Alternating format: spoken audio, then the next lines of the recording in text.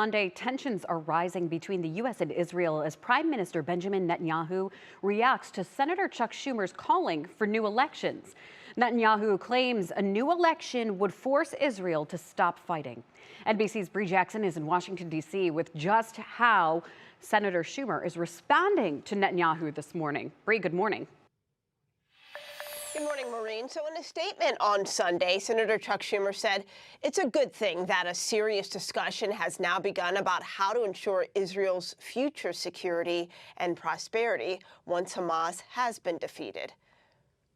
Let me be clear on what we agreed on and what Israeli Prime Minister Benjamin Netanyahu blasting Senate Majority Leader Chuck Schumer's push for Israel to hold a new election. It's inappropriate for to go to a sister democracy and try to replace the elected leadership there. That's something that the Israeli public does on its own, and we're not a banana republic. This comes after Schumer, the highest-ranking Jewish official in the U.S., made a speech last week criticizing Netanyahu. Prime Minister Netanyahu has lost his way by allowing his political survival to take the precedence over the best interests of Israel. Some Democrats are defending Schumer, while Republicans slammed his remarks as a political misstep.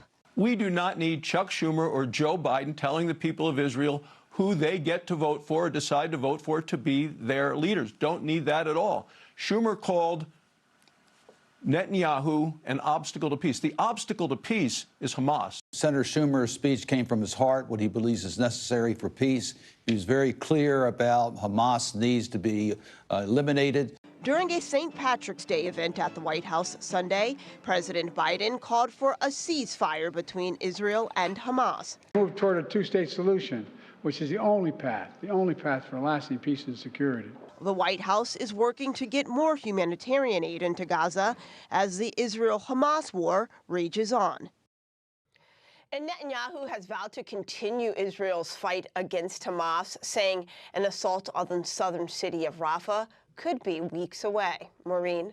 And Bree, a ship full of aid arrived on Gaza's shore last week. How is that aid getting to the people? Yeah, so the first ship full of canned food, flour, and rice arrived on Friday, and it's being stored in a warehouse, but it's still, but how it's going to be distributed is still being decided. Now, the World Central Kitchen organized the aid there and says a second ship with food is already being loaded to head to Gaza.